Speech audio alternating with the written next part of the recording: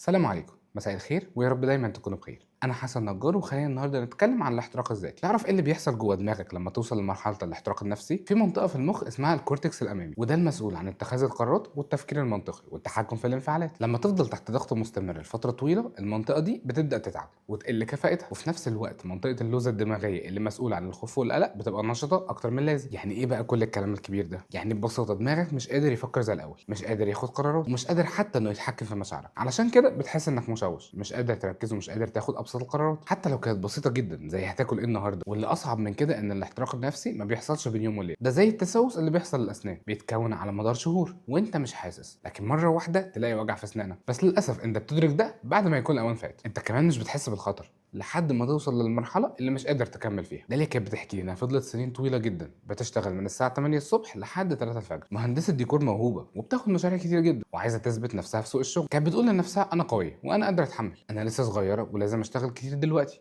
عشان اقدر ابني مستقبلي. لكن اللي ما كانتش تعرفه ان جسمها كان بيبعت لها اشارات انذار كل يوم: صداع مستمر، الم في الظهر، ومشاكل في النوم، فقدان شهيه ونسيان كتير وعصبيه زياده عن اللزوم. كانت بتتجاهل كل الاشارات دي وتقول لنفسها عادي، كله كده، لما اخلص المشاريع دي هبقى ارتاح. بس الراحه ما بتجيش ابدا، لان الراحه ما كانتش في ان المشاريع اللي معاها تخلص، الراحه كانت في انها تفهم ان الاحتراق النفسي مرض زي اي مرض تاني وليه اعراض وليه علاج. طب تعرف ان منظمه الصحه العالميه في 2019 اعترفت رسميا بالاحتراق النفسي كحاله طبيه؟ وده مش مجرد كسل او ضعف شخصيه زي ما ناس كتير بتفتكر، ده مرض حقيقي بيأثر على الدماغ والجسم والهرمونات. الدراسات بتقول ان 76% من الموظفين حوالين العالم بيعانوا من اعراض الاحتراق النفسي، وفي مصر الرقم ده اعلى بكتير جدا بسبب ضغوط الحياه والظروف الاقتصاديه والتوقعات الاجتماعيه العاليه. ادم مثلا كان واحد من الناس دي، خريج تجاره وقرر يغير مساره ويدخل مجال البرمجه. كان متحمس جدا في الاول، بيذاكر 12 ساعه في اليوم، بياخد كورسات وبيشتغل في مشاريع وعايز يوصل بسرعه جدا. بس بعد سنه كامله من الشغل المتواصل وصل لمرحله انه ما بقاش قادر يكتب سطر واحد في اي كود. ادم كان بيقول لي انا كنت بفتح الكمبيوتر واقعد ابص في الشاشات لساعات كتيره قوي من غير ما اعمل اي حاجه. كنت حاسس اني غبي او اني فاشل وان كل الوقت اللي فات ده راح بدون فايده. بس الحقيقه ان ادم ما كانش فاشل،